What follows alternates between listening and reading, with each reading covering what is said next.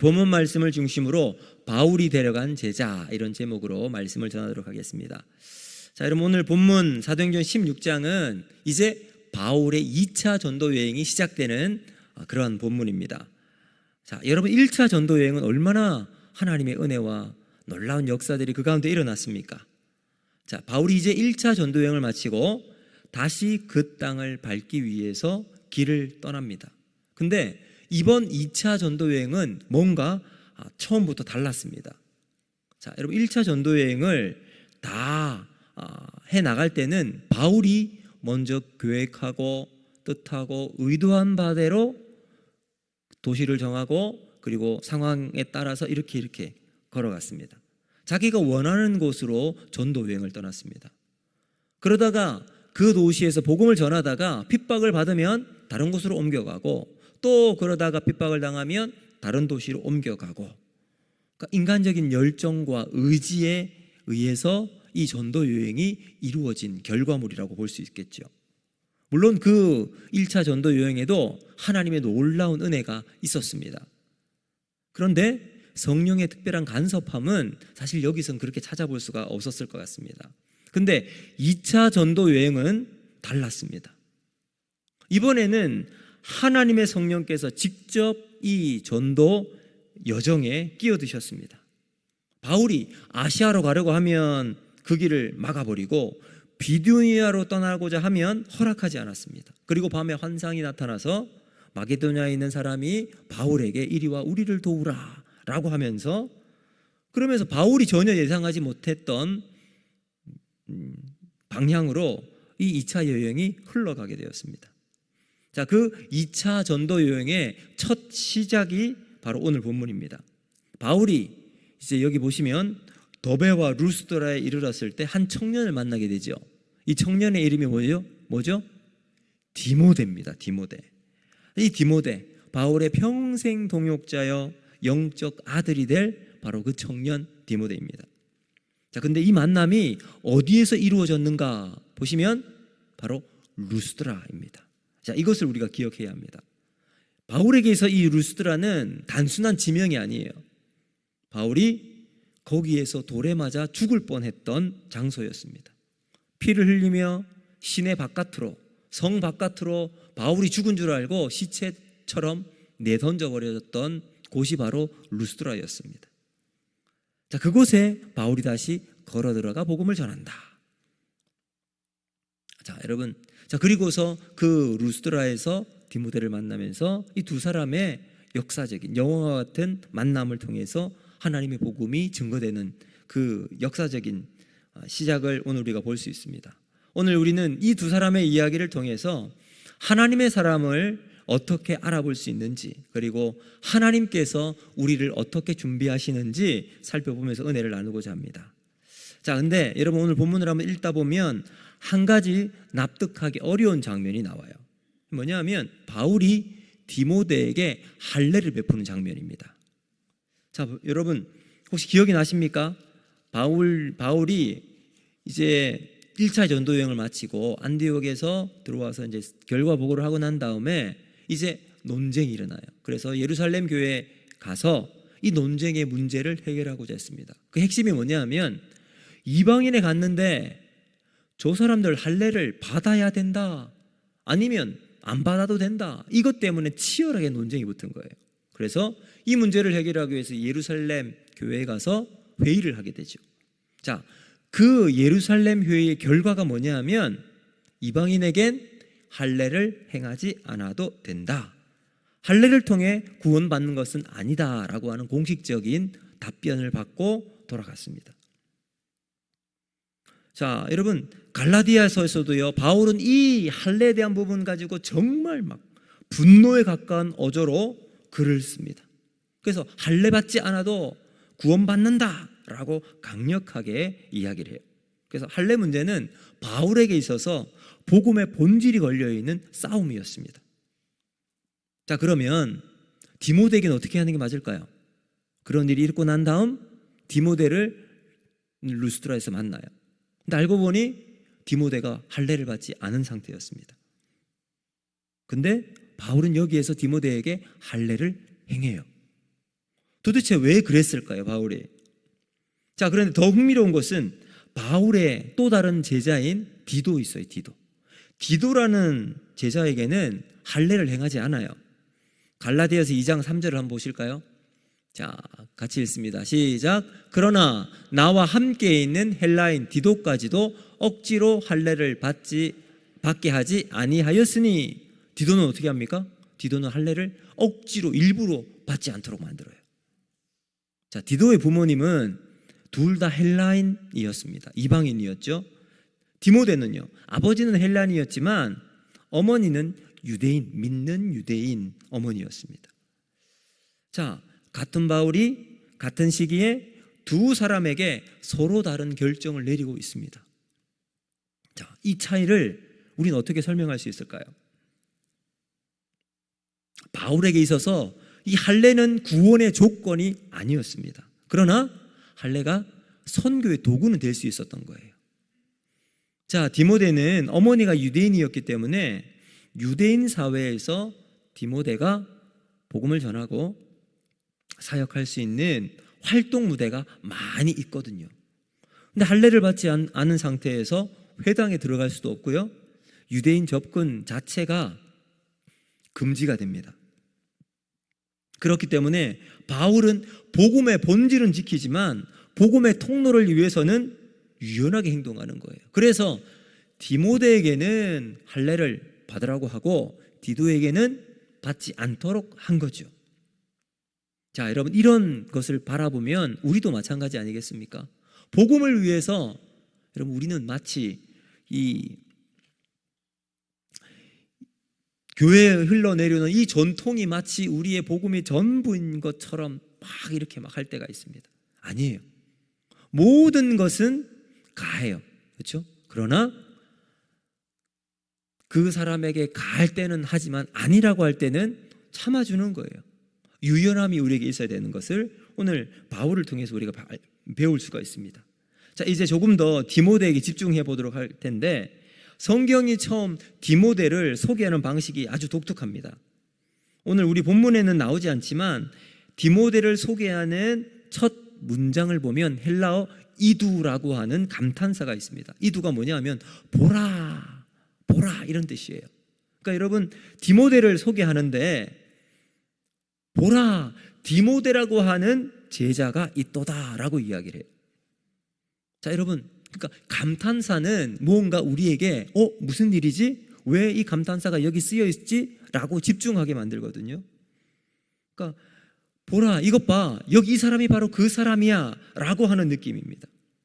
근데 여러분, 이 디모데는 세상 사람들이 보고 야, 도대체 어떤 사람이길래 바울이 이렇게 강조하면서 감탄사까지 쓰고 있을까라고 말을 해볼 수 있겠는데, 근데 사실은 특별한 인물이 아닙니다.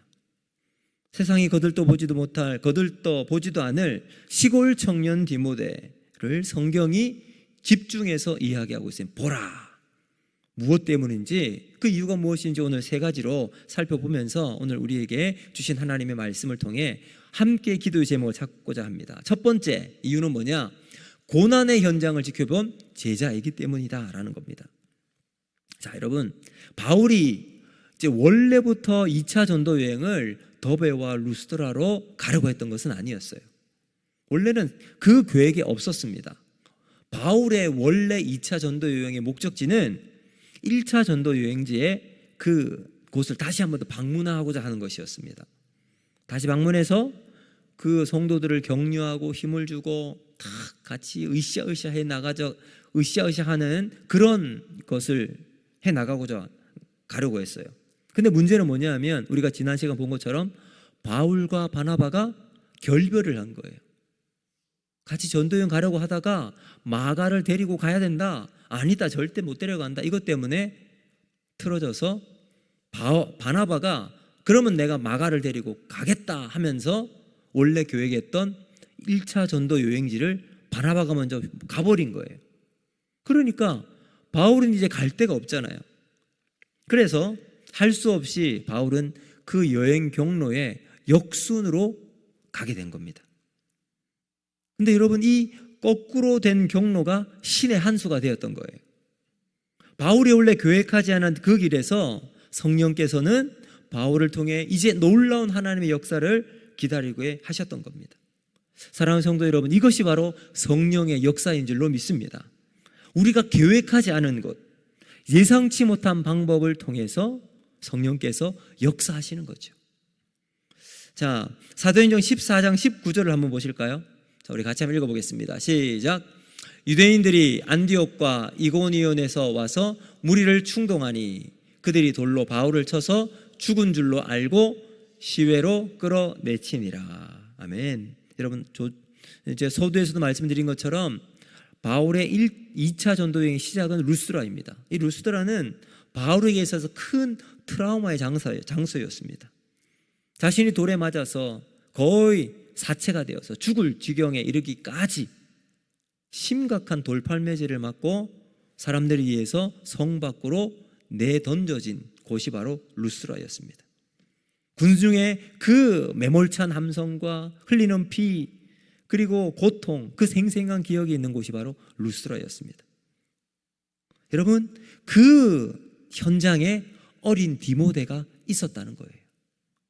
어린 소년이었던 디모데는 그날 바울이 돌에 맞는 장면을 눈앞에서 목격했습니다.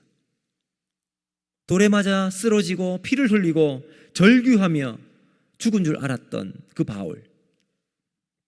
근데 바울이 피가 철철 흐르는 그 상황 속에서도 정신을 차리고 다시 성 안으로 들어갔던 그 모습을 디모데는 생생하게 기억하고 있었던 거예요.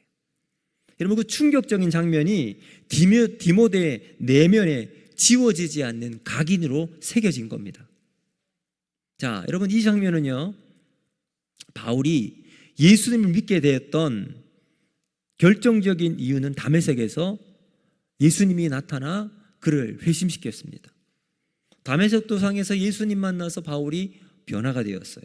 그런데 그 이전에 바울의 마음에 먼저 심겨져 있는 씨앗이 있었습니다. 그것이 어떤 거냐면 바로 스데반의 순교예요. 바울이 주가 되어서 스데반을 돌로 치는데 앞장섰던 사람이었잖아요. 근데 돌에 맞아 죽고 가면서까지 스데반이 했던 말이 뭐냐면, 주여 이 죄를 저들에게 돌리지 마옵소서. 그렇게 기도하던 이 스데반의 천사와 같은 얼굴, 그럼 아마 그것이 사울의 가슴 어딘가에 박혀 있다가 다메섹 도상에서 예수님을 만나서 여러분 그 믿음의 꽃이 활짝 피게 된 거죠. 여러분, 마찬가지예요. 여러분, 돌에 맞으면서도 복음을 놓지 않았던 그 바울의 쓰러져가고 피 흘리는 모습이 어린 디모데의 영혼에 씨앗으로 심겨져 있었던 겁니다. 그리고 난 다음 5년이 지나고 바울이 다시 이 루스드라를 방문했을 때, 여러분, 그 사이 디모데가 성장했어요. 성경 공부를 하고 성품이 점점 단단해지고 여물어져 가면서 공동체 안에 신뢰를 쌓아갔습니다. 그리고 바울이 다시 그 땅을 밟았을 때 디모데는 이미 바울의 동력자로 설 수 있을 만큼 준비된 사역자가 되었던 거죠. 여러분, 고통의 씨앗이 보물이 된 겁니다. 사랑하는 성도 여러분, 우리의 인생도 루스드라와 같은 현장이 있을 겁니다. 상처받고 쓰러지고 다시 돌아가고 싶지 않은 그곳. 그러나 바울처럼 하나님은 때로 우리를 그 현장으로 보낼 때가 있을 겁니다. 그 고통의 자리에서 우리는 디모데가 그 자리에서 우리 안에 또 다른 디모데를 하나님께서 기다리게 하실 겁니다. 여러분, 디모데라고 하는 믿음의 열매로 인도하신 하나님이 오늘 우리의 삶의 자리에 여전히 함께해 주실 줄로 믿습니다. 그러므로 우리는 삶의 모든 자리에서 하나님을 인정하고 우리의 있는 그 자리에 하나님의 영광을 돌려드리는 저와 여러분이 되기를 주님의 이름으로 축복합니다. 두 번째, 두 번째는 뭐냐 하면 하나님이 친히 준비한 사람이기 때문이다라는 사실입니다. 자, 우리 1절 하반절 말씀을 한번 읽어보실까요? 같이 읽습니다. 시작. 그의 어머니는 믿는 유대 여자여 아버지는 헬라인이라. 자, 여러분, 이 한 문장이 디모데의 출생 배경이 담겨 있는 문장입니다. 어머니는 믿는 유대 여자여 아버지는 헬라인이라. 그럼 디모데는 작은 시골 출신 청년입니다. 아버지가 없이 홀로 할머니와 어머니의 손에 자란 이 디모데는 가난하고 어쩌면 외롭게 자란 청년일 겁니다. 어쩌면 환경이 받쳐주지 않아 희망이 없고 힘들게 살아갈 수밖에 없는 청년일 겁니다. 여러분, 이런 환경 속에 자란 디모데는 자연스럽게 참 낮은 자존감으로 자신을 대하고 살아갔습니다. 그런 청년에게도 희망이 있었는데 그 희망이 어디서 출발하는가? 디모데후서 1장 3절에서 5절 말씀입니다. 우리 같이 한번 읽어보겠습니다. 시작. 내가 밤낮 간구하는 가운데 쉬지 않고 너를 생각하여 청결한 양심으로 조상적부터 섬겨오는 하나님께 감사하고 내 눈물을 생각하여 너 보기를 원함은 내 기쁨이 가득하게 하려 함이니 이는 내 속에 거짓이 없는 믿음이 있음을 생각함이라.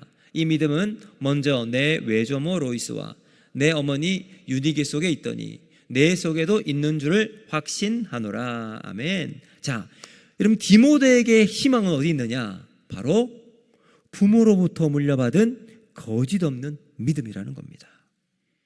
하나님이 그 부모님을 통해서 할머니와 어머니의 믿음의 이 씨앗이 디모데를 어릴 때부터 준비시켜 놓았다는 거죠. 그래서 하나님이 일찍부터 그를 택하시고 준비하신 겁니다. 그래서 여러분, 이제 우리가 3절 말씀해 보면 바울이 이렇게 이야기해요. 바울이 그를 데리고 떠나가자 할세. 바울이 그를 데리고 떠나가자 할세. 자, 이것은 바울이 의지를 데리고 디모데가 이제 다 준비가 되었네. 그러면 내가 데리고 내 사역의 파트너로 데리고 가야 되겠다 라는 것처럼 보이지만 사실은 그런 의미가 아닙니다. 하나님께서 디모데의 중심을 보시고 바울의 마음을 강권적으로 움직여서 함께 갈 수 있도록 하신 거죠. 자, 그런데 한번 생각해 보세요. 아버지가 없어요. 할머니 그리고 어머니만 계세요. 당시 사회에서 어머니, 여성 혼자 가정을 이끌어 나가고 살아간다? 쉬운 일이 아니에요. 병약한 몸, 홀로 남겨질 할머니와 어머니, 그리고 이제 바울과 함께 떠나는 그 선교의 길은 핍박과 온갖 고난이 앞을 기다리고 있는 그런 길입니다. 인간적으로 보면 이 결단은 참으로 무모하기 짝이 없을 겁니다. 근데 이러한 무모한 결정을 할 수 있었던 결정적인 이유가 어디 있느냐? 그럼 시편 43편 1절 2절 보실까요? 하나님이 이사야를 통해 말씀하신 거예요. 같이 한번 읽어보겠습니다. 시작. 너는 두려워하지 말라. 내가 너를 구속하였고 내가 너를 지명하여 불렀나니 너는 내 것이라.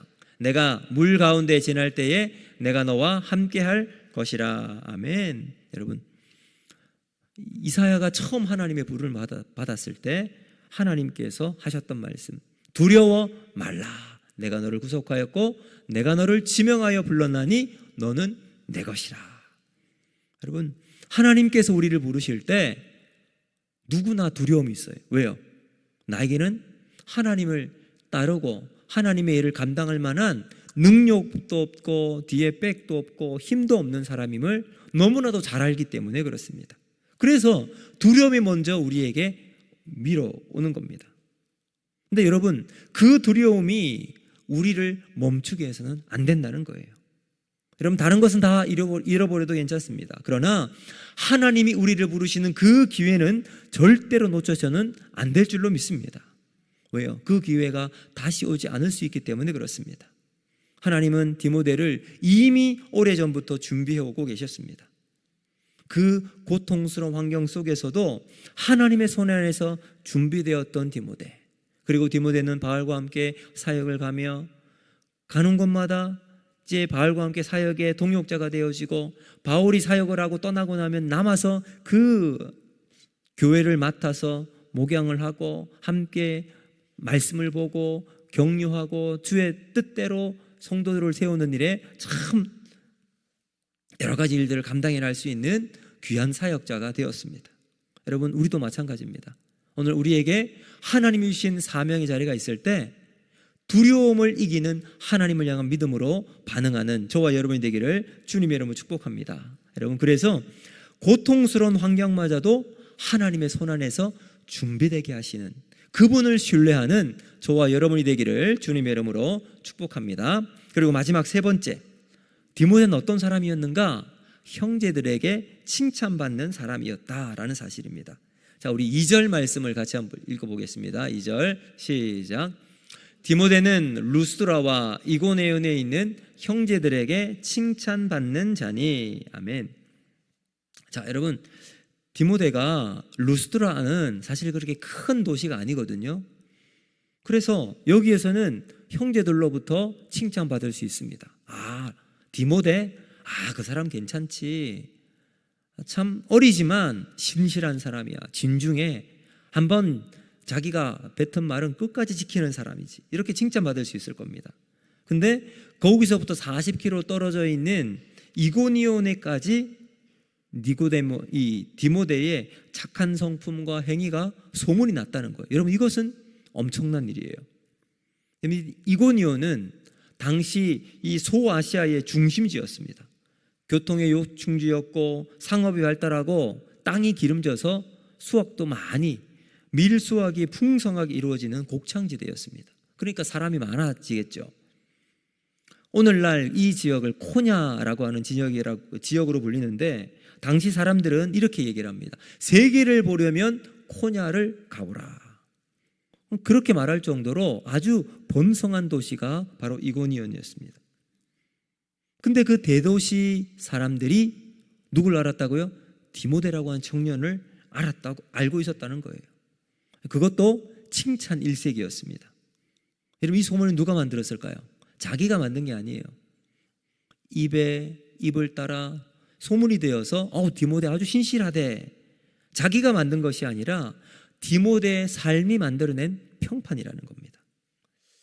여러분, 우리의 삶도 디모데와 같이 남의 입에서 저 장로님, 저 권사님, 저 집사님 참 신실하신 분이시지, 남이 말하지 않아도 누가 뭐라 해도 자기 자를 지키고 하나님 앞에서 예배하고 아무 말 없이 주의 몸된 교회에 충성하는 우리 장로님, 권사님, 집사님이시지.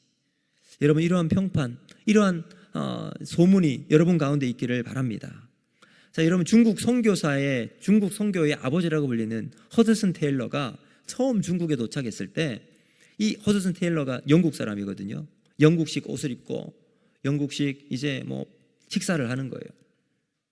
양복을 입고 이제 이게 뭐죠, 이거 행주 같은 거, 행주가 아닌데, 요거 해가지고 탁 양식으로 해서 중국에서 사역을 하면서 이렇게 식사를 하는 겁니다. 근데 사람들이 허드슨 테일러를 따르질 않는 거예요.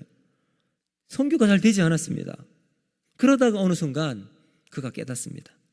그가 중국 사람처럼 옷을 입고 중국 음식을 먹고 중국 사람들과 함께 살기 시작하면서 그의 삶이 달라지기 시작합니다. 그러면서 한두 사람씩 복음을 영접하게 되고 함께 예배를 드리며 하나님의 은혜를 전하는 여러분 선교의 사역을 딱 이루게 되었습니다. 그의 삶 자체가 복음이 되었던 겁니다. 말보다 먼저 그의 존재가 사람들의 마음을 열었다는 거죠. 여러분, 디모데의 칭찬도 이와 같은 맥락일 겁니다. 말로 설득하는 것이 아니라 삶으로 증명된 평판을 받은 디모데. 여러분, 오늘 이 자리에 나오신 여러분들, 직분자로, 때로는 우리가 하나님 앞에 예배하는 자로 주님 앞에 설 때 사람들의 평판 물론 중요하진 않겠지요. 그러나 하나님께서 우리를 보실 때 착하고 충성된 종아, 하나님 앞에서 그러한 평을 받는 우리가 되기를 주님 여러분 축복합니다. 더불어서 삶으로 하나님 앞에서 믿음의 길 걸어나가는 우리 모두가 되어서 마지막 우리 주님께서 이 땅에 오실 때 주님의 영광을 드러내는 값진 삶이 되기를 주님의 이름으로 축복합니다. 이제 말씀을 맺도록 하겠습니다. 1840년대에 이그나즈 젬벨바이스라고 하는 헝가리 의사가 있었습니다. 이분이 이제 산부인과 이제 의사를 하고 있었는데, 그때 쭉 자기가 이걸 보니까 산모들이 계속 죽는 거예요. 왜 산모들이 이렇게 많이 죽을까? 그러다가 이 의사들이 손을 씻지 않고 이제 의술하는 거예요. 치료를 하는 거예요. 그때 이 병균이 옮겨서 이렇게 된다는 것을 알고 자기 동료들에게 알리기 시작합니다. 이거 우리가 손을 씻고 하자. 이게 너무 중요한 것 같다. 병균이 있는 것 같다. 이렇게 얘기를 했는데 동료들이 조롱을 해요. 그리고 결국은 정신병원에 이 이그나즈 젬벨 바이스가 들어가게 되고 거기에서 생을 마치게 되었습니다. 아무도 그의 말을 듣지 않았습니다. 자, 그로부터 수십 년이 지나고 난 다음 파스테르와 리스터라고 하는 이제 학자, 의사가 세균 의론을 정립을 하는데 보니까 그게 맞았던 거예요. 병을 옮기는 절대적인 요인이 바로 손을 씻지 않아서 그렇다. 손에 병균이 어마어마하게 많다는 것을 알게 되었습니다. 그러니까 그의 발견이 옳았던 거죠. 근데 여러분, 먼저 보고 알았던 사람은 언제나 외롭습니다. 그러나 그 외로운 자리가 하나님이 세우신 선지자의 자리와 같을 겁니다. 여러분, 성경에 나온 선지자들도 하나님의 말씀을 듣고 하나님의 음성을 보고 증거했을 때 어떤 일이 일어났습니까? 여러분, 다 배척을 당했죠. 여러분, 오늘 본문에 나오는 바울 역시 자신을 돌로 쳐 죽이려고 했던 곳으로 다시 걸어가고 있습니다. 그리고 외로운 할머니와 어머니를 뒤로하고 고통스러운 그 사역의 길, 선교의 길을 선택하는 청년 디모데, 이 두 사람 역시 선지자와 같은 길을 걸어가고 있습니다. 세상이 보지 못하는 것을 먼저 본 사람들입니다. 세상이 외면한 길을 먼저 걸어간 사람들입니다. 그러나 하나님은 그들을 통해 유럽의 선교의 문을 활짝 열고 복음이 온 땅에 증거되는 하나님의 사람으로 쓰임받고 있습니다. 사랑하는 성도 여러분, 하나님은 지금 우리 주변에도 아직 어린 아이와 같은 디모데를 우리에게 심겨두신 줄로 믿습니다. 세상이 거들떠보지 않는 사람, 약점이 많아 보이는 사람, 아직 다듬어지지 않은 그 사람, 그러나 그 안에 하나님이 오래전부터 준비한 하나님의 사람인 줄로 믿습니다. 여러분, 하나님 우리를 다시 루스드라로 보내실 거예요. 그 루스드라는 우리에게 고통의 장소, 트라우마의 장소일 수 있습니다. 그러나 그 자리에서 하나님은 바울이 영적 아들로 여기는 디모데를 만나게 하십니다. 이후 놀라운 성령의 은혜를 맛보고 복음의 놀라운 역사가 일어나고 교회가 세워지는 하나님의 일꾼으로 쓰임받는 그러한 위대한 역사를 만들어 나갔습니다. 그럼 오늘 우리도 우리 안에 하나님이 이루실 그 일들을 기억하고 믿음으로 순종하고 그 길을 걸어나가는 저와 여러분이 되기를 주님의 이름으로 축복합니다. 하나님 오늘 우리를 부르실 때 그 부르심에 순종하고 믿음의 한 자락을 걸어나가는 우리 모두가 되기를 주님의 이름으로 축복합니다. 자, 오늘 이